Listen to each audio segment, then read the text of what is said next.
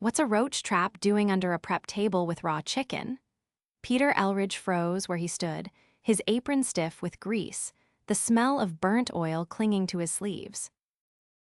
This wasn't what he expected when he decided to work undercover in one of his own restaurants. Peter had built the fast casual burger chain from the ground up over the last 15 years.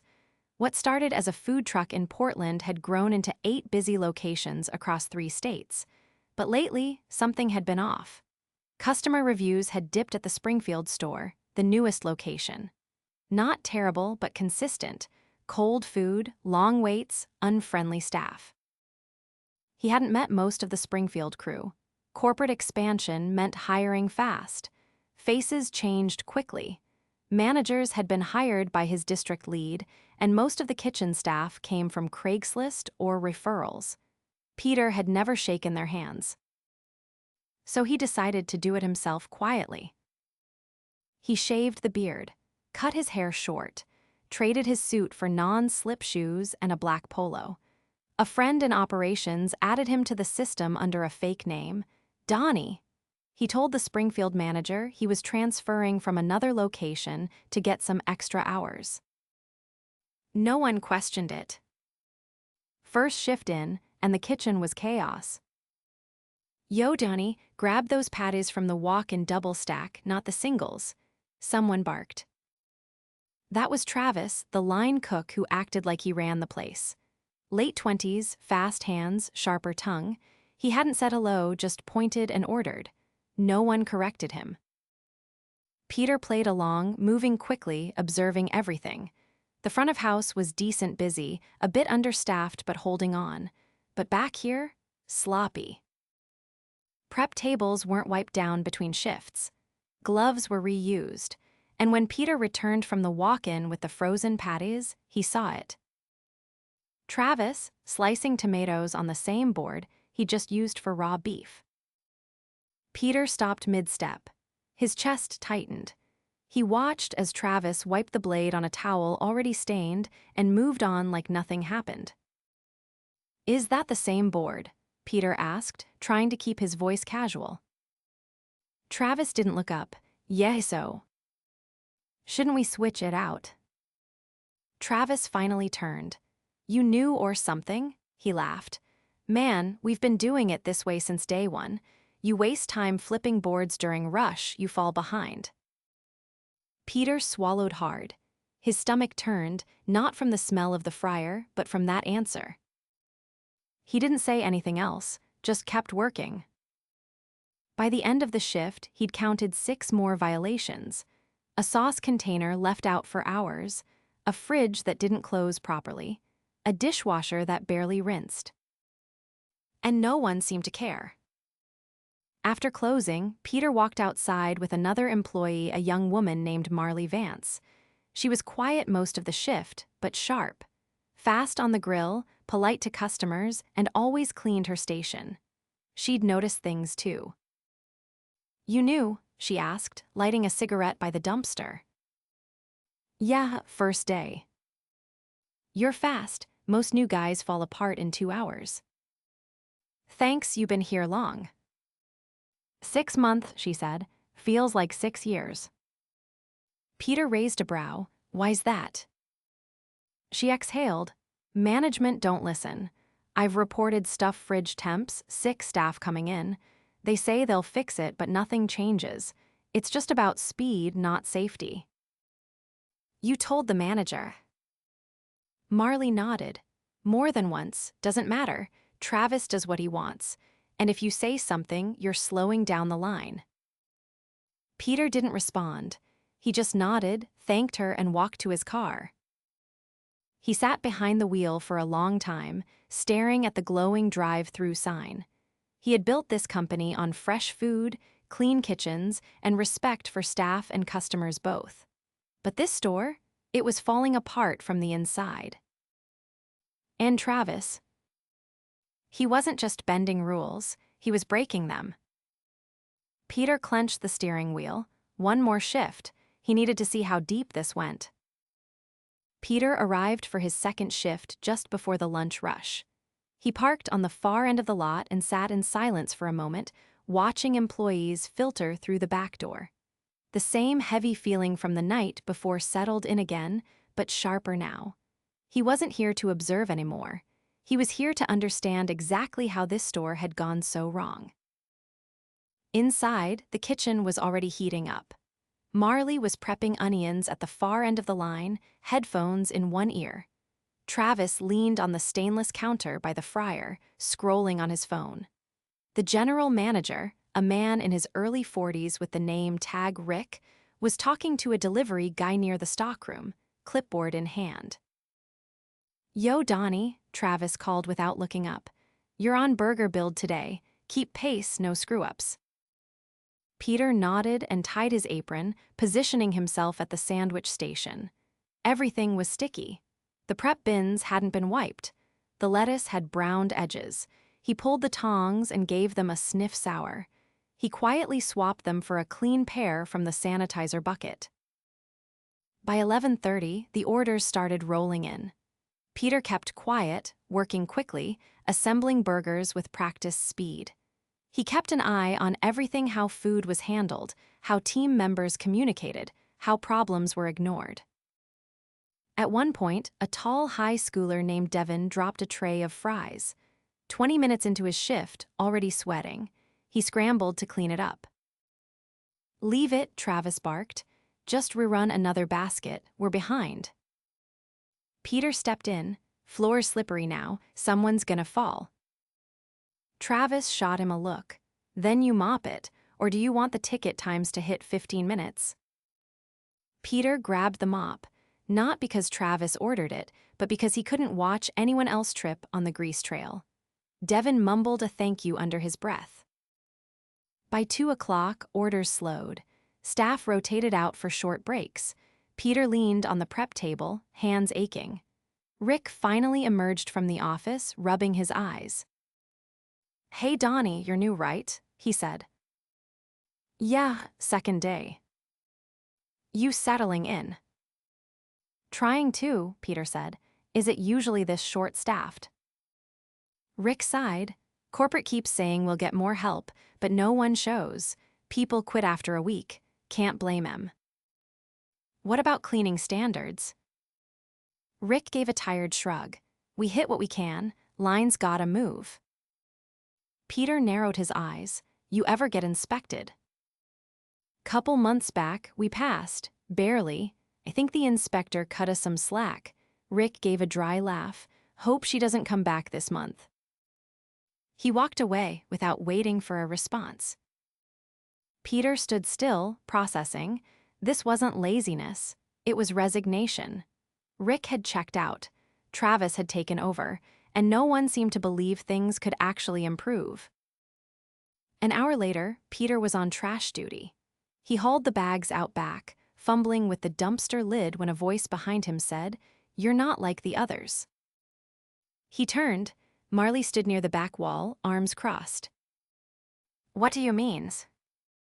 "You actually care. I saw you toss the bad lettuce. Nobody does that." Peter straightened. "Shouldn't be serving it." "No, we shouldn't." She stepped closer. "Look, I'm not trying to get anyone in trouble, but something's off here. A few weeks ago, a girl named Anna worked here. She told Rick she had to leave early because of a family emergency. Travis said she was faking it, called her useless. Next day, she quit. No write-up, no follow-up, just gone." Peter's jaw clenched. Did Rick say anything about it? Pretended not to hear it. Said we're all adults, we need to manage ourselves. Peter nodded slowly. "Thanks for telling me." He walked back inside with the weight of that story settling on his shoulders. That wasn't just mismanagement. That was hostility going unchecked, and it had cost them a good worker. Later that evening, the final blow came. A customer, a woman in her 50s, stepped up to the counter holding a tray. Her burger was still cold in the center. "I asked for it well done," she told the cashier. Travis, overhearing from the back, shouted from the fry station. "It's a burger, not a steakhouse. You want it cooked to hell, say that next time." Peter stared at him. The woman's face flushed with embarrassment. She set the tray down and walked out without another word. Peter dropped his spatula and marched to the front. "You just lost a customer," he said, his voice level. Travis didn't look up. Some people can't take a joke.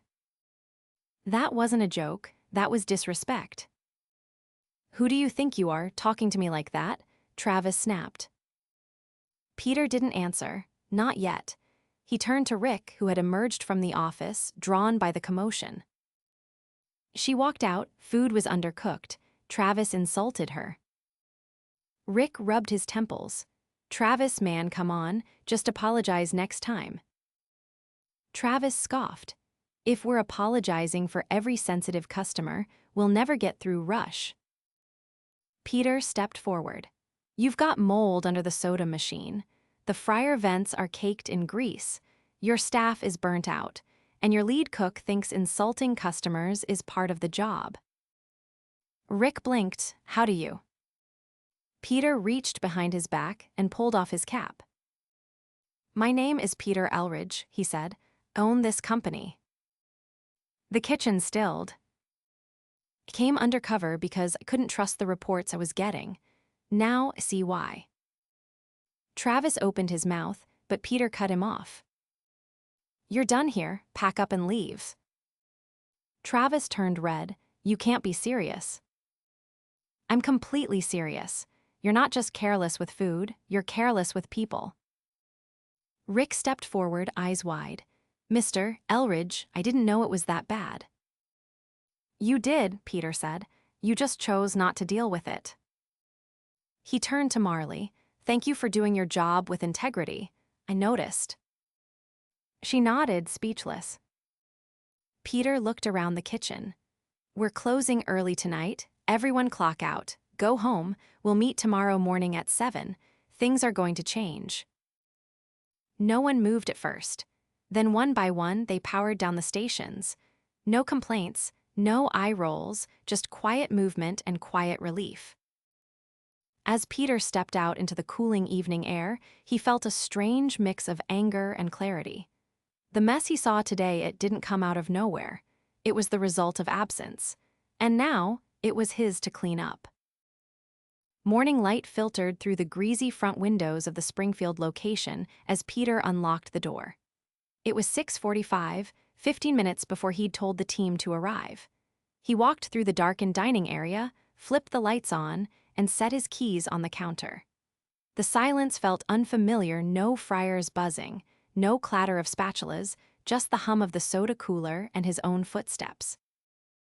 He stepped into the back, opened the walk-in, and checked the thermometer 41 degrees steady. He noted it on a clipboard and moved on, inspecting each station with a practiced eye. The fryer basin was still coated in residue from the night before. No surprise. They'd shut down in a rush. He grabbed gloves and a scraper, rolled up his sleeves, and started working. By the time Rick arrived at 7 on the dot, Peter was rinsing out the last of the fryer baskets. Rick froze in the doorway. I didn't expect you to be here already." Peter didn't look up. "You shouldn't expect someone else to clean your kitchen for you." Rick shifted uncomfortably. "I was going to come in early. I just figured." "You figured wrong. We've got work to do." Peter peeled off the gloves and tossed them in the bin. "How long have you been managing this location?" "Little over a year." "And when's the last time you walked the line during a rush?" Rick hesitated. "I usually stay in the office. I'm running schedules, inventory." Peter cut him off with a glance. "Your staff is drowning. You can't manage a storm from dry land." The door swung open behind them. Marley stepped in, backpack slung over one shoulder, hair tied back. She looked between them. "Did I miss something?" Peter shook his head. "No, you're early. That's good." One by one, the others arrived. Devin, still rubbing sleep from his eyes, 2 prep cooks from the morning shift, and a dishwasher named Lewis who barely spoke but nodded respectfully to Peter. Everyone looked tense, uncertain. No one spoke much. Peter led them to the front of the dining area. where he'd pushed 2 tables together. "We're not opening until 10 today," he said. "We've got 2 hours to rebuild how this store operates. We'll start with one thing, truth." He looked around the room, meeting each pair of eyes. "Yesterday, I watched a guest walk out embarrassed because we served her undercooked food and made her feel small for speaking up. I watched staff ignore cross-contamination. I watched a manager let it happen. That ends now." No one interrupted. Marley looked down. Devin fidgeted with a straw wrapper. Rick stared at the floor. "I'm not here to scream at you. I'm here to fix this, but I can't do it alone. So we're going to talk, and you're going to be honest." He nodded toward Devin. "You first. What's the hardest part of working here?" Devin blinked. Honestly, we're never trained right. I came in last month, first day they tossed me on fries. No explanation for anything. Just watch Travis, that's what they said." Peter nodded. "What about when you mess something up?" "I get yelled at." Devin hesitated. "Not coached, just yelled at." Peter turned to Marley. "You've been here longer. What do you see?" She looked up slowly. "It's not just the yelling, it's who gets yelled at. If you're new or quiet or not in Travis's little circle, you got blamed for everything." She paused. "He used to joke that the only people who made it here were the ones who didn't care." Peter's jaw tightened. Did no one ever report this to HR? Lewis raised a hand. "We don't even have time to finish our breaks. You think anyone's calling HR?" Peter turned to Rick. "Why didn't you stop it?" Rick looked hollow. "Tried, couple times, but Travis, he had the kitchen locked down. Staff liked him, or at least pretended to. He moved fast, kept ticket times low. Every time I thought about writing him up, I'd get a call from regional asking about our numbers. They didn't want reasons, they wanted results." Peter shook his head. "You prioritized metrics over people, and now you've got a staff that thinks silence is safer than honesty." Rick didn't argue. Peter turned to the group. "Travis is gone, that won't change, but that's not enough, we need structural change." He walked to the counter and picked up a folder. Inside were printed copies of a new daily checklist, sanitation schedules, and a revised training flowchart. "From now on, no one touches the line without completing the training checklist. No one gets left to sink. Every station has a standard. Every shift has a lead rotating. Not one person dominating. We share responsibility." He handed Marley one of the sheets. "You've already been doing half of this without support. You'll be our first shift lead, effective today." Marley blinked. "Wait me." "You've earned it. You lead by example. That's what we need." Lewis nodded slightly. Devin gave a small grin. Peter turned to the rest. "If any of you want to step into more responsibility, say so. There's room to grow here, but not at the expense of others." One of the prep cooks, a woman named Tanya, raised her hand. "Can we talk about the walk-in? It leaks on the bottom rack. Keep telling people to stop storing produce down there, but no one listens." Peter nodded. "Good, we'll fix it. But from now on, if something goes wrong, you document it. We're implementing a daily issues log. No more verbal dead ends." For the next hour, they walked through the kitchen together. Peter assigned stations, explained expectations, and asked for input. It wasn't smooth. Some staff were hesitant, others quiet, but no one pushed back.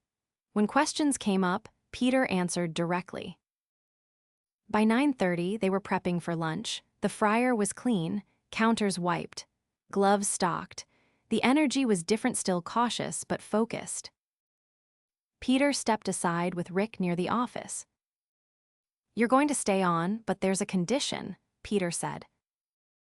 Rick looked up quickly. "What is it?" "You're on probation, 90 days. You'll be evaluated weekly by operations. If I hear that you're hiding in the office again or letting standards slip, you're out." Rick nodded. "Fair, I want to fix this." "Then earn it." Peter turned back to the line. Marley was organizing sauces, showing Devin how to label fresh prep. Lewis was wiping down the soda machine without being asked. Peter watched them for a moment, then stepped outside for air. The sun was higher now, still cool but climbing. Customers would arrive soon. He'd stay through lunch, work the line like everyone else. Not because he had to, but because trust wasn't rebuilt with speeches. It was earned through sweat, presence, and follow-through. And this time, he wasn't leaving that to anyone else. At exactly 10 o'clock, the doors to the Springfield store opened.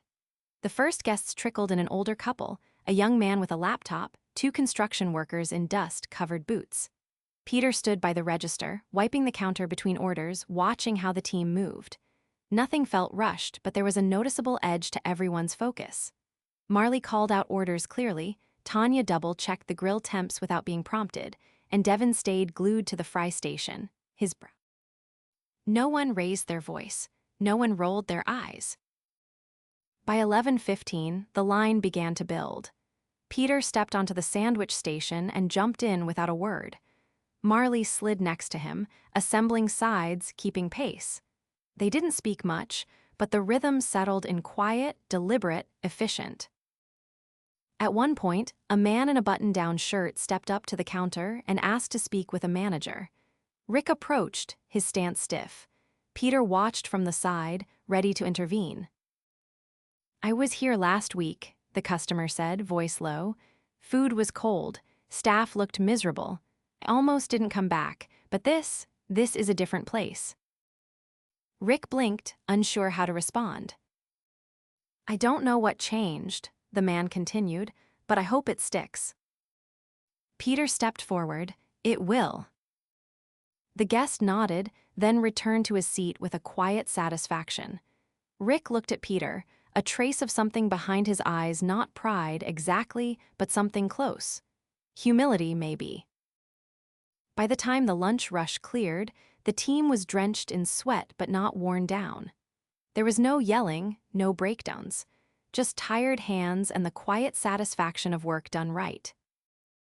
At 2:30, Peter gathered them in the dining area. The chairs were still warm from customers, trays stacked neatly in the return bins. "No speeches," Peter said. "Just this: you did what I didn't think was possible. You held the line, you upheld the standard, and you did it without anyone barking orders." Marley leaned on one foot, arms crossed loosely.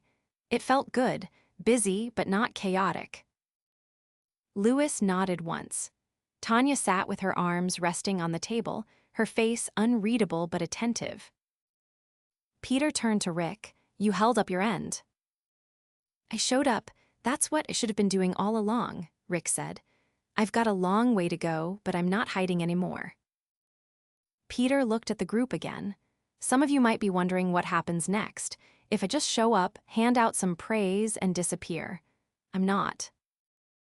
He pulled a set of printed documents from his bag and handed them out.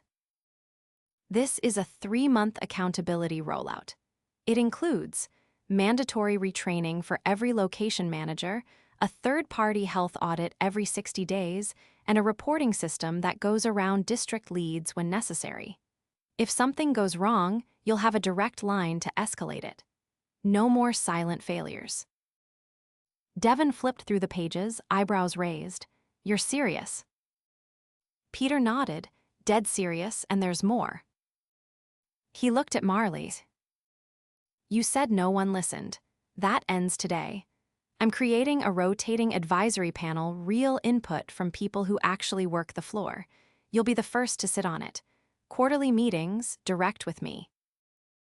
Marley's expression didn't change right away, then she gave a small nod. "All right." Peter turned to Devin. "You've got potential, you need more support. I'm setting you up with a mentor from the flagship store, someone who started on fries too." Devin looked stunned. "Okay, yeah, that'd help." Peter continued, clearly and deliberately. "Tanya, you brought up the walk-in. That's already been added to the maintenance list. But I want more than complaints. I want solutions. If you ever see something that can be fixed better or smarter, write it up. I'll read every single one." Tanya gave a quiet, thoughtful nod. Peter stepped back, letting the silence hold for a moment. "This isn't just about this store," he said. "It's about every location. What I saw here, what I let grow while I was focused on expansion, it's on me. I forgot that culture isn't something you write on a wall. It's something you reinforce every day, with your presence, with your decisions." No one clapped, no one cheered, but no one looked away either. By 4, the team had rotated out. The afternoon crew arrived, some fresh faces, some unfamiliar. Peter stayed another hour, watching quietly from a booth, jotting down notes. Marley coached a new cashier through the POS system. Rick moved between the floor and the office, checking on both without disappearing. The new energy wasn't perfect, but it was real. At 5:15, Peter walked out the side door and into the lot. The sun was lower now, shadows stretching across the pavement. He pulled out his phone and called the director of operations. "Effective immediately," Peter said, "we're suspending all new store developments for 6 months. No exceptions." The voice on the other end didn't argue. They knew better than to ask why. Peter ended the call and got into his car. He sat for a moment, engine off, watching his reflection in the windshield. He hadn't just gone undercover to catch someone breaking rules. He'd gone to remember what it felt like to stand inside the business he built. To see it not as a brand or a spreadsheet, but as a place filled with people, some trying their best, some giving up, and others waiting for someone to tell the truth out loud. And now that he'd seen it for himself, he wasn't going back to distance and delegation. He turned the key and drove away, not from the mess, but with it in mind. A lesson, earned the hard way, but earned nonetheless.